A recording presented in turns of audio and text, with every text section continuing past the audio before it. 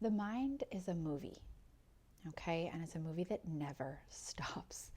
It is endlessly pumping out its own TV shows, its own blockbuster Hollywood releases, its own podcasts, its own YouTube videos. It is endlessly pumping out content, and it's entertaining itself to death. And the entertainment is like the best, most captivating suffering that you'll ever enjoy. So, this talk was inspired by a good friend I visited recently on the mainland.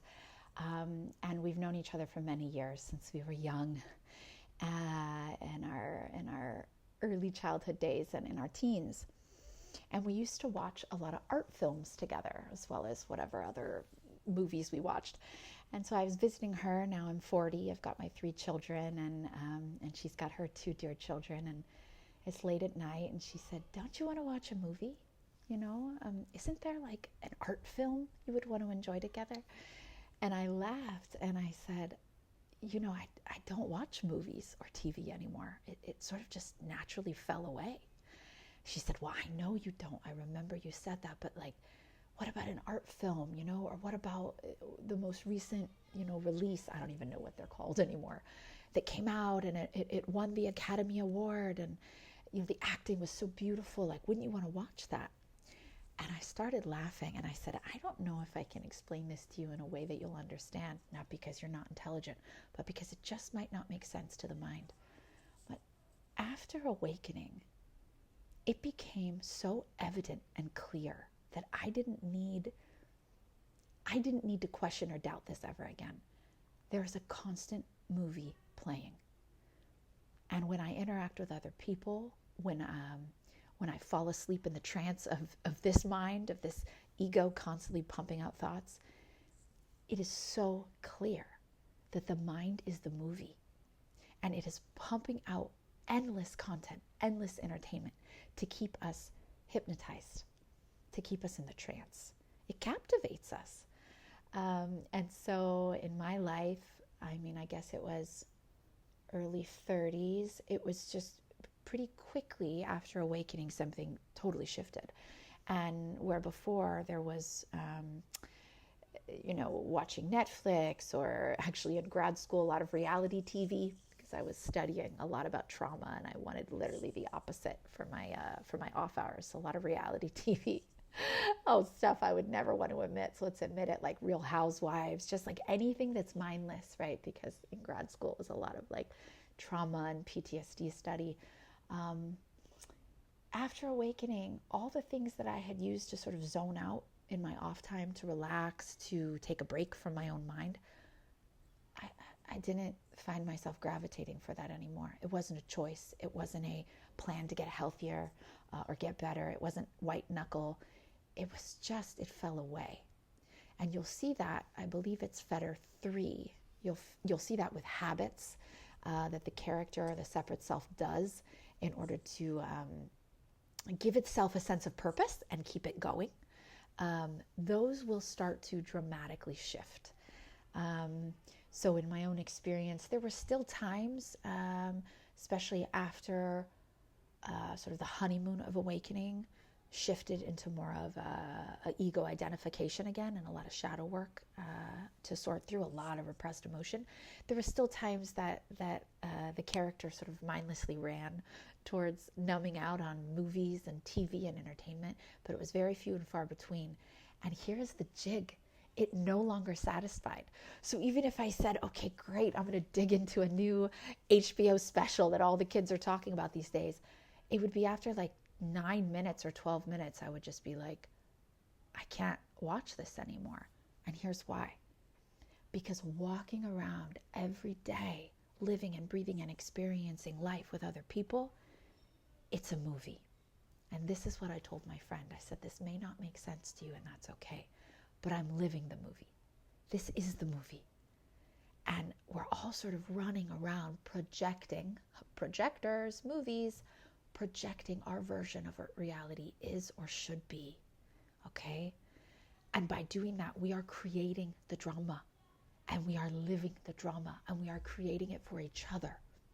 And so then when I returned to movies and TV as a way to disassociate from whatever was coming up in the moment because I couldn't bear it, it didn't work anymore.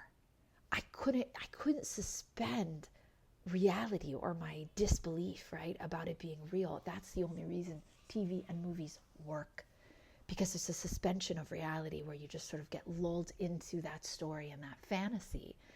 And it works. It gives you a break from the me. It gives you a break from the constant movie and TV show you're running and you are the star, and it is exhausting. Even when there's highs, like I got a new job or I got a new boyfriend or whatever it is, there will inevitably be lows. And that is the drama. That's the drama that's constantly running. And my friend, with all her grace, when I said, I can explain it, but it can't even be explained in words. You have to experience it. She said, oh, I have things like that. I get it. And instead we met on other bridges of connection. It was no longer art films. And yet there's no judgment here for her enjoying her art films.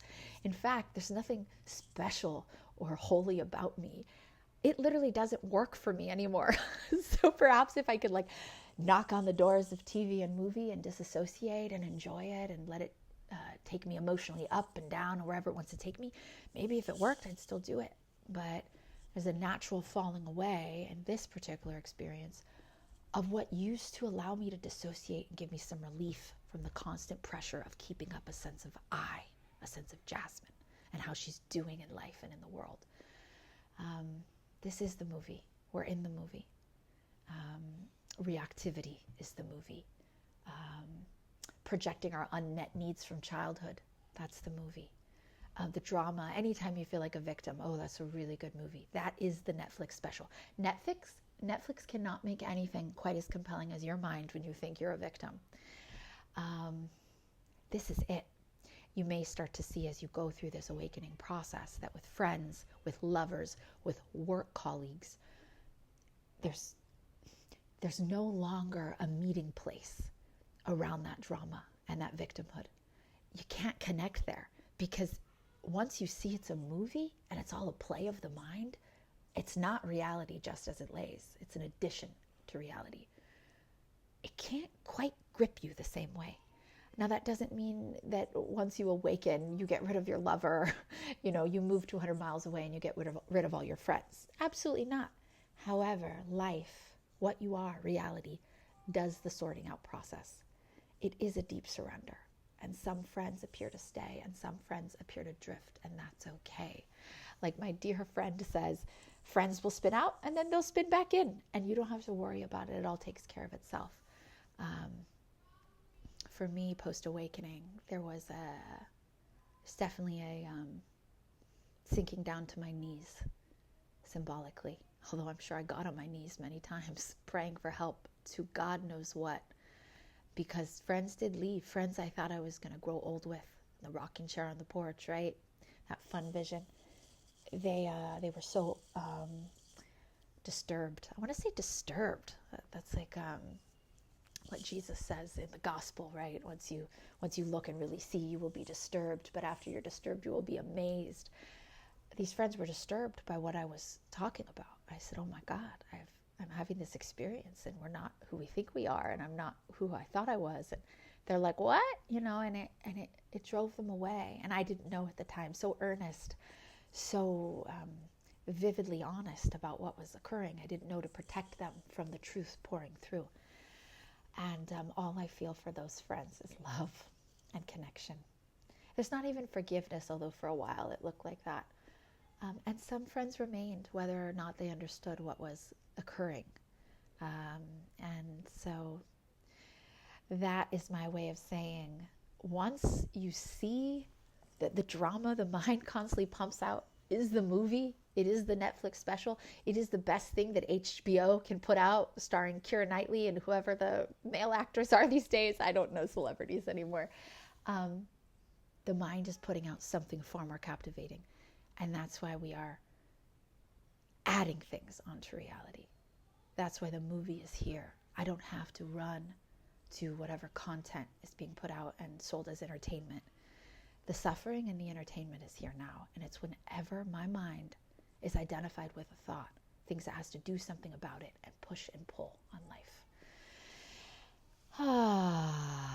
If anyone's wondering why I'm wearing this googly eye, it's because my children, I walked out, I was seeing patients, and I walked out in between, and then there they were. They had googly eyes, little third eyes, and it was so beautiful. And then my son planted one on me, and that fell off, and my daughter came, and she took hers off, and she said, "This one's for you." And I said, "Wonderful. I'll take all the vision, the true vision that comes my way. Thank you. Yes, please, I'll have some more." So I dared to wear it while I'm recording this talk, because why not? Life is fun. It's here for play. This is one giant, as a friend put it, 3D matrix playground. It's a giant 3D matrix playground. It's not serious. And there's no one that whatever happens, it falls back on. There's no reputation to uphold. We're free. We can even wear googly eyes and put it on the internet. I love to work with people one-on-one for awakening and seeing the movie that's constantly running them and getting free from it. So if you're interested, you're always welcome to reach out. And so much love and aloha to you out there, whether you're captivated by the movie or suddenly you're seeing it all for what it is. Love, love, so much love and laughter to you.